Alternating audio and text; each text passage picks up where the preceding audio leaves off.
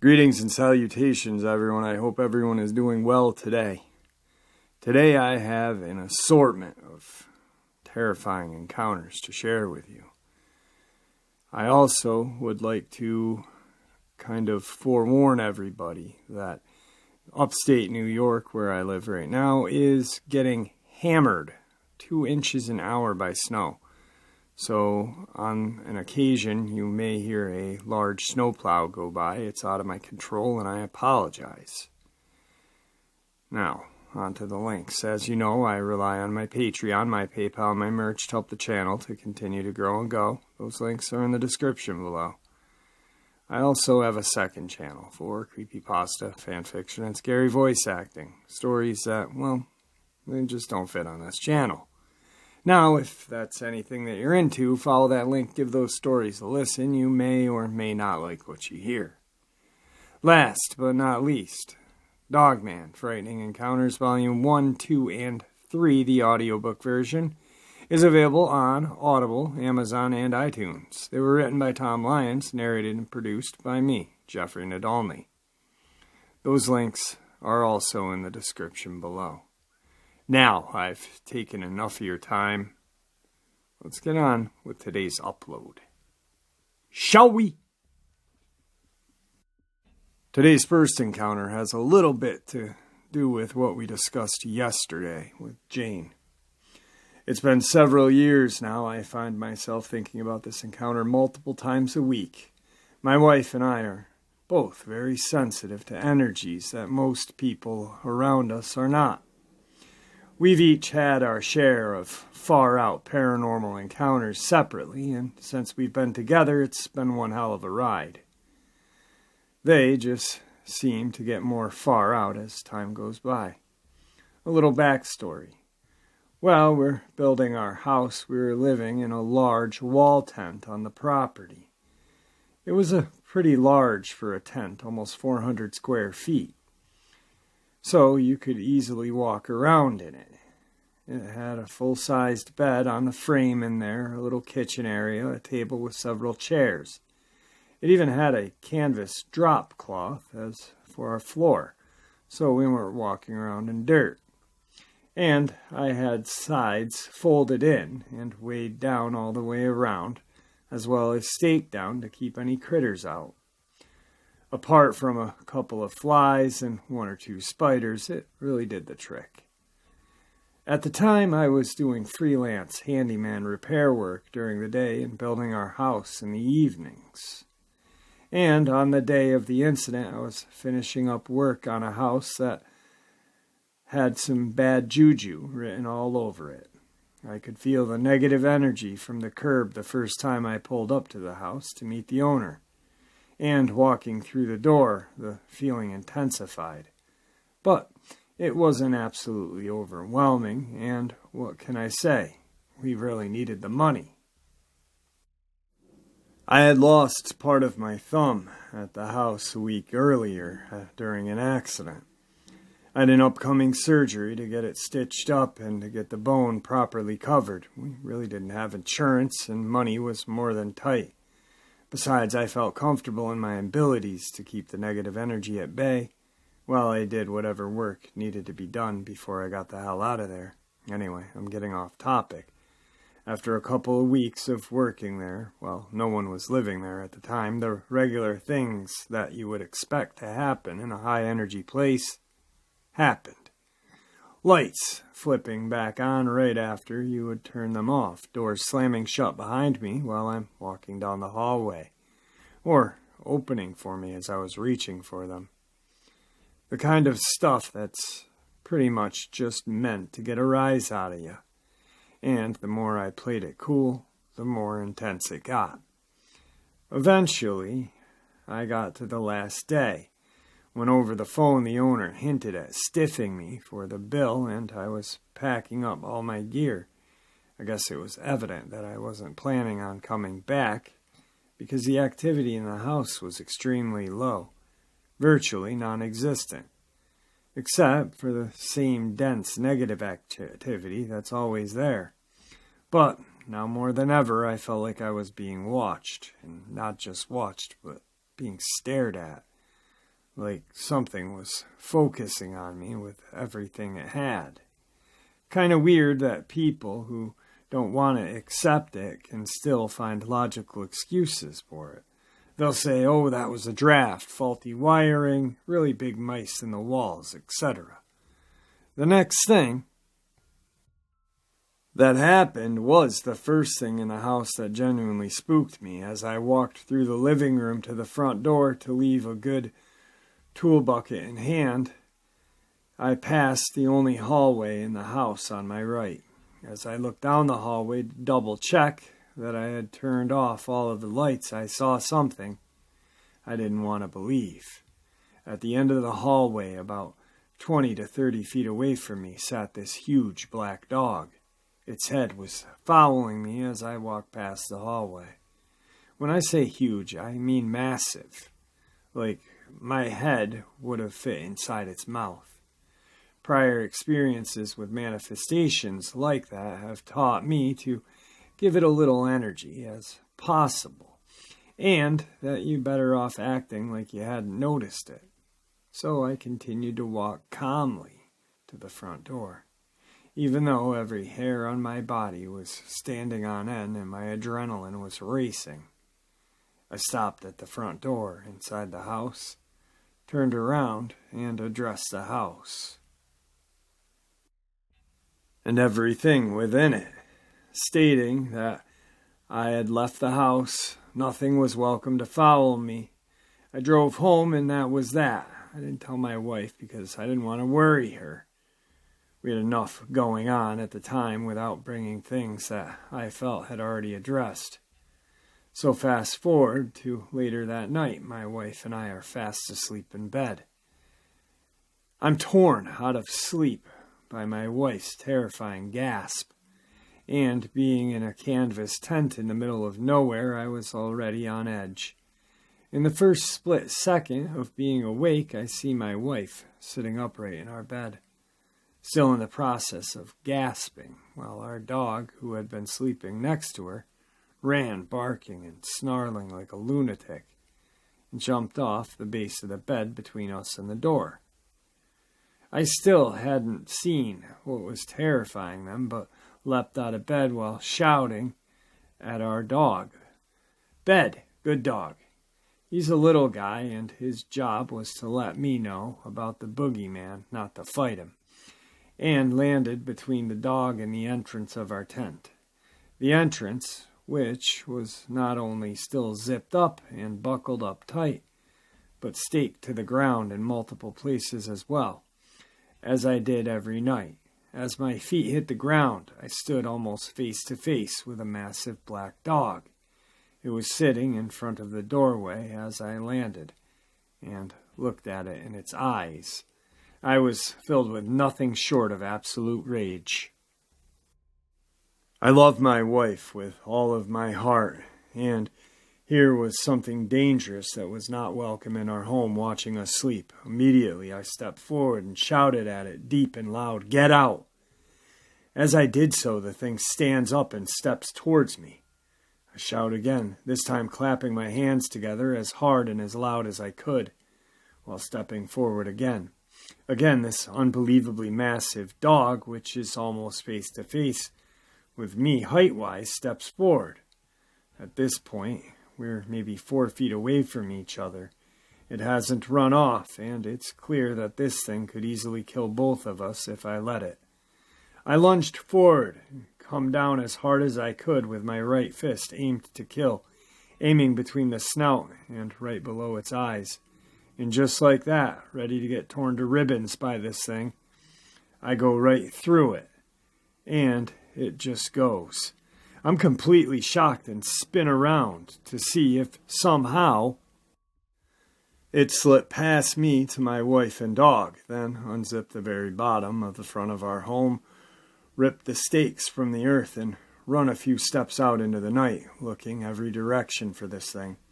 The moon's out, and I've got excellent night vision, but I can't see any sign of anything moving, no footsteps in the dark. I can't smell anything. So after a minute, I run back inside to make sure my wife's okay. She's still sitting straight up in bed, eyes wide open, but she's okay. And the dog is tense as hell. I finally felt my thumb screaming in pain and pouring blood at this point. The bone was still exposed waiting for surgery, and the heavy bandage had gotten knocked out at some point. My heart rate is calming down, and I ask her what she saw while I'm trying to stop the bleeding again with paper towels. Now, we're both extremely logical people, despite all the weird things that we've seen. No matter how much paranormal stuff that you've seen, you can't fall down the rabbit hole. And it's still safe to assume that the vast majority of weird experiences you can be explained logically. That's the way we both view it. But when I asked her what she saw, before telling her what I saw, she looked dead into my eyes and said that it looked like a werewolf was sitting in our doorway watching us. I don't believe in werewolves, but I know for a fact that we both individually identified an unbelievably massive canine in our home, 10 feet from our front of our bed, and we both saw it vanish into thin air. I know our dog saw something that he identified as a threat as well. There were no tracks anywhere around our tent the next morning. I looked as soon as the sun came up. Even if there had been tracks, we live in the middle of nowhere in the desert. There are no wolves. There are an occasional stray dog and coyote, but everything's pretty much on the small side. The only description that has consistently came to my mind since then has been hellhound, but I can't seem to find any similar stories online anywhere. Anyone with any thoughts, please share. Today's second encounter. This takes place in my hometown of Vernon, New Jersey, 2009. The town is near the northern tip of Jersey in the Appalachian Mountains that borders New York State. I was 17 years old at the time and at a party at my friend's house. The town's pretty large and divided up into different communities, mostly lake-based, but one my friend's house was in was called Old Orchard.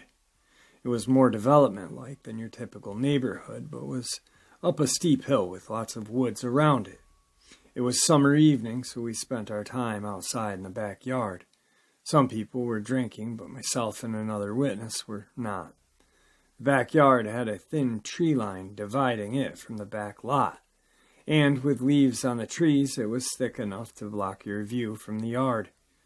Well, after dark, I went through the tree line and into the next lot with someone. We walked a few steps through the trees, and they sat with their back to the tree line facing the lot, which was a large upward sloping hill with a single tree in the center, with maybe 100 yards from us.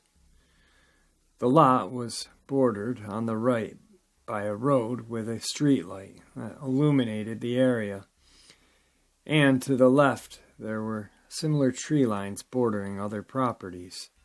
After sitting and talking for a while, we both felt quiet when we heard something.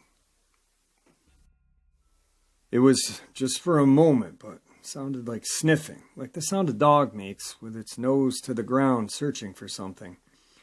I was facing the tree line bordering my friend's backyard. We could clearly hear everyone in the yard carrying on only a few feet away. The sniffing sound did not continue. I glanced behind me into the lot and saw nothing, so we continued talking. To preface the rest of the story, I want to note that northern New Jersey has a large black bear population, and in my town it was very common to see them in your yard, crossing the road, or even have them break into your home in search of food. Combine that with being someone who had spent a lot of time outside and in the woods, I know what a bear looks like and how it moves and sounds, and I know what other large predators are in the area, and what I saw was none of these things. so some time passes, long enough to forget about the phantom sniffing. Then I hear it again, and the other person does as well. It's the same nose to the ground, sniffing out prey sound, and it is loud and seemingly coming from all around us. We can still hear the party going on, and as loud as the sniffing is, they don't seem to notice. I look at the person that I'm with, and they're frozen, with their eyes locked on something ahead of them. I turn and face into the lot as the sniffing continues. And under the tree, I see a large, dark outline of something. It was shaped like a bear, but larger, standing about 6 feet on all fours. Its head is down to the ground and sniffing around under the tree. But it still makes no sense that we'd be able to hear it from all the way where we were, let alone how loud it was. Then it moves forward, and that's when I'm certain it's not an animal I'm familiar with, because it puts its 2 front legs out first. Then its back legs shuffle forward in one motion like a rabbit or a kangaroo. I didn't watch for very long, but enough to see it keep shuffling forward like that for a few more times. The whole time its head is to the ground, sniffing as loud as it was breathing in our ears. Again, it was only bright enough to see its silhouette, but it appeared to have fur. I had a strong feeling that it could feel me looking at it, and if I kept watching it, it would notice me. And I didn't want that to happen. The person and I locked eyes, grabbed each other's hand, and bolted back into the yard. No one else noticed. Most were too drunk to even know we had been gone. It was late, and I convinced some people to go inside to the living room to sleep. Other people stayed out in the yard in tents, but no one mentioned anything weird the next morning. We didn't tell anyone what happened during the party. And the reason the other witness is someone, and not my friend, is because they were really just an acquaintance I met and was trying to hook up with. I never saw them again. I don't even know their last name. I want to contact them just to ask about it. And we didn't speak of it with any other people at the party. Northern New Jersey is supposed to have Bigfoot-type cryptid called the Big Red Eye, and the Jersey Devil, of course, but I don't really think it fits. I've had a lot of paranormal experiences in my life, but this is the only cryptid type I've ever had. I'd like to know what it was, but I got a distinct feeling it was something I was not supposed to see. Quick interjection. I've done a couple of videos on the Big Red Eye, and in my theory is that it's not a Sasquatch at all, that it's a Dogman. Just how people have, talked about how its behavior is. It sniffs, it acts like a dog, and if you think about it, this creature was acting like a dog, how it moved, how it was just doing the very unnatural, obscure movements. Yes, Sasquatch does move very odd, but throughout all the stories that people have shared of their encounters, the Sasquatch moves very human-like. So, I don't know. What do you guys think? Today's third encounter. This took place roughly 14 years ago when I was a kid. My family moved out of the city and moved to a small town called Deer Brook, situated on the outskirts of Antigua, Wisconsin. Our house was surrounded by woods on 3 sides and a river and a field on the back. The first year out there was real calm and relaxing, other than the constant coyote howls every night. But every so often there would be a different howl. It was a much deeper, louder howl that would shake us to our core. At first my parents would dismiss it as a wolf or just a bigger coyote, but something about it seemed off. One night in mid-July, my brother, my sister, and I decided to pitch a tent in the back field along the tree line. We just wanted to go camping. We sat with sticks roasting marshmallows till it got real dark. Then the typical howls started. But once again, that deep howl was back, and it sounded like it was right in our ears with how loud it was. It's hard to even guess where it was coming from. So we decided to put our fire out and get in the tent. A little later that night, my sister fell asleep, so my brother and I chatted and made jokes. Within minutes, we heard animals running around outside of the tent. And then this little raccoon started to claw at the side of the tent that I was sleeping on. And first, I kept just poking at it. But then we heard something else. The crack of sticks from the trees. At that point, my brother thought it was a bear and told us to be quiet and woke my sister up. We started to hear footsteps coming closer and closer, pretty quick. They were right next to us. The raccoon just bolted out of there, and there started to have a strange odor coming from somewhere else, like copper, sulfur, and wet dog. It was almost overpowering and made me want to puke.